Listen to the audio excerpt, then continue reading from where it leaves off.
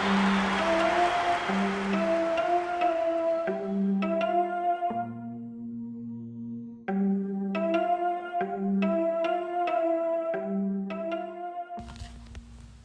friends, welcome back for another episode. This week we'll be discussing Free Iwatobi Swim Club. Free is an anime loosely based on the light novel High Speed, which was written by Koji Oji. It was directed by Hiroko Utsumi and produced by Kyoto Animation and Animation Do, airing from 2013 to 2018, with a new season upcoming in September 2021 as of the date of this recording. Haruko Nanase, a mild-mannered swimming prodigy with an obsession with water, forms a swimming club with his friends and finds his own ambition along the way. The anime is more slice of life than the go-go-go vibes of the previous animes and has won awards for its smooth and aesthetically pleasing animation style. On March 2013, a promotional trailer was released.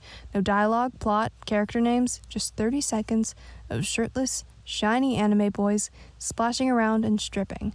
The two promotional pictures, similarly characterless, already had the show go somewhat popular with Japanese and Chinese audiences, but these 30 seconds shot free to viral status in English-speaking countries. On websites like Tumblr, a whole concept was developed by strangers on the internet just based on this commercial until there was a dedicated fandom created for the now dubbed gay swimming anime, including Crunchyroll, a popular anime streaming service, reposting a link to a PowerPoint parody on how to ship the characters. It would suffice to say that Free's main marketing point was the attractive boys that it allowed for as a swimming anime. The sport ensured that boys would be mostly naked at all times. Haruko Nanase, the main character, literally strips everywhere he goes. What am I supposed to say about that? When he sees water, he takes his clothes off. In a swimming anime. It's a swimming show with absolutely no girls in bikinis, but every male character is constantly feeling the chest out look every second. Every character is the definition of bishonen. They're slender as swimming garners. They all have intense skin. It's a weird limbo where people are perpetually horny and completely sexless. I know the artist put time into the musculature for accuracy because there's a female character that lists every muscle group as she ogles the boys. The forms are undoubtedly accurate. There's almost too much thought into it. The lines are so clean that one wonders if they could do anything but swim and flop around shirtless.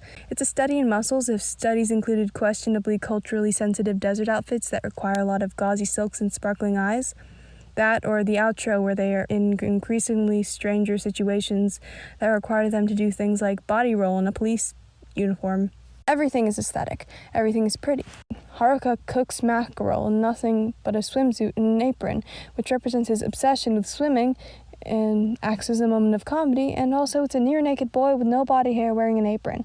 The water is a fun metaphor for ambition, but also a sexy liquid the animators can pour over teenage boys when they push their hair back and grab each other by the neck. Its popularity sparked before any knowledge about the plot, the characters, anything was known about the show because the trailer was released of hot-toned teenage boys swimming. This show literally makes its bread and butter on the abs of teenage swimmers. Unlike these previous installments, Free was directed by a woman. Despite the ample time for there to be female fan service, including the advisor's past as a softcore model, you barely see a few frames of women in swimsuits, in favor for lingering shots of our protagonist's abs, thighs, chests, etc. Utsumi herself has vocalized her own admiration for the male figure, and Free is the apparent outlet of it with its study in anatomy in the form of slow-motion boys swimming, with every muscle rippling accordingly. As we discussed earlier, the male gaze is the idea that a piece of media is through the lens of a presumed hetero male audience, usually placing women as objects. In this way, through the male gaze, the same idealized male body type would not be the same as showing the idealized female body type because we are the man. The woman is to be looked at by us, the man is to be the person we project ourselves onto. However, with things like Free, things are subjected to reverse male gaze. The target female audience is meant to look at the boys. The female characters in the show are us, looking at the boys. On a more cynical note, consumers looking for ship fodder or attractive people to admire are a viable audience with a lot of buying power, already demonstrated by the reaction to the initial trailer, and the nature of sports anime introducing new rivals who all have distinct personalities and rippling muscles leaves a lot of merchandise to be profitable. It should be noted that for the first two seasons, all of the protagonists are in high school, and in the third season, while the upperclassmen are in college, the underclassmen and the new swim club members are in high school. Part of the draw of the bishonen is their youthful looks, but the issue of sexualizing minors is one that is prevalent in most types of anime, either gender. There is a debate in the anime community about the separation between reality and fiction, the lines at which just a drawing can meet, etc.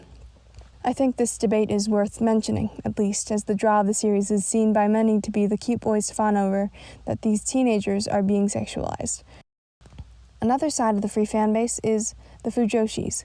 Fujoshi literally translates to rotten girl, but usually refers to a girl that is into reading about the BL relationships we talked about before. The rotten girl thing happened because of the stigma around women exploring their sexuality and also homosexuality. And so women who were into this sort of stuff were criticized, thus they reclaimed the term as quote-unquote rotten girl. The topic of fujoshis is contentious as to whether or not they are valid. There's a conflict between the idea that they are fetishizing gay men, as in seeing them not as people, but rather some of the behavior and language used by a lot of fujoshi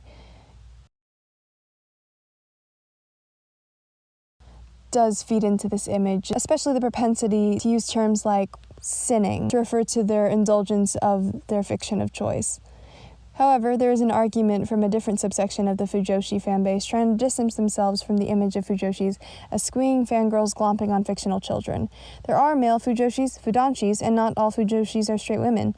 The same female issue plagues Free. There are two prominent female characters in the whole series, and the one-side female character in the third season. The teacher is an adult that seems to have no interest in anything but literature. Then there's Go Matsuoka.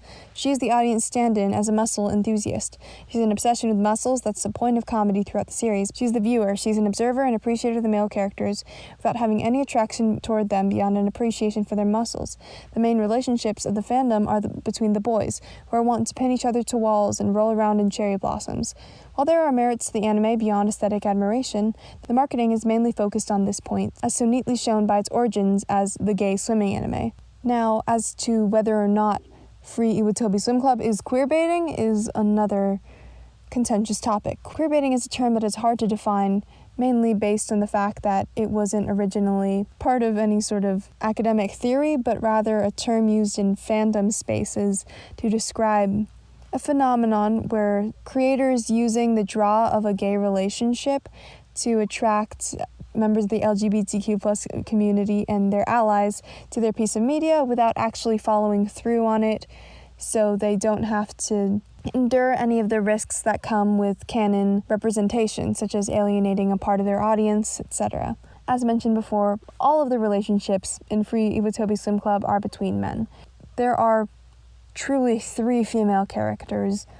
Most of the talking happens between male characters, and most of the talking is something very melodramatic and usually very soft, not something that is usually associated with the picture of masculinity. There's lots of crying, lots of pinning each other to walls, lots of grabbing by the lapels. There was one moment where, though there isn't another male character,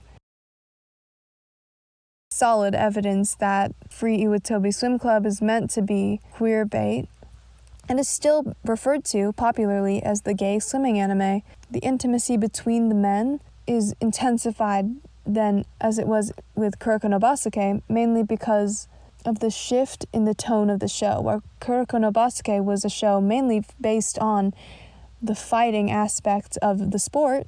Free, as a swimming anime, doesn't allow for a lot of direct contact and also takes on a more slice of life tone.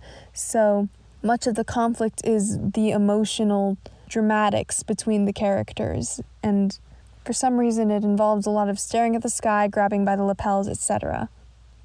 The pitfalls of this, of course, is that even though the main draw of the anime is seen to be gay relationships, there is no substantial queer representation.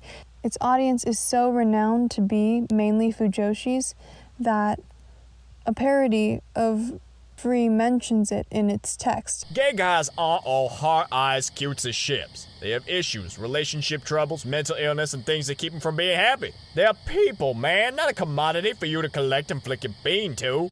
While many women feel empowered by this flipped script, the men being the object to be gazed at in contrast to the women, it fails in how much of the fans' focus is on the men-loving men relationships between the characters. putting queer relationships in media into the position of being an object for the readers, queer relationships feel more like a commodity for sexual consumption rather than real people who face real problems and struggles. While companies like those who produce Free profit off of this sort of fan base, real gay couples in Japan suffer. The dichotomy between real couples in Japan at the same time as the show airing, having challenges accessing partners' vital information such as their whereabouts or status because they're not registered as a family member under the law, and you being able to buy a drama CD where the boys from Free discuss which of the other boys they'd want to date, if they were girls of course, and covering each other with lube and waxing each other for 30 USD today is interesting to say the least. This is all to say that Free Iwatobi Swim Club as an anime is actually an interesting study of ambition, relationships between people, and the realities of making it in the sports industry. However, the way that it's marketed puts the idea of a queer relationship into the place of being a sexual commodity rather than just real people. Of course, finding two characters to be romantically compatible and finding your own bliss in it is perfectly fine. That isn't to say that any sort of pairing between the characters or personal sexual preferences are inherently exploitative. Well, on that somewhat cynical note, next week's episode we'll be discussing Amanchu and the fetishization of women loving women relationships.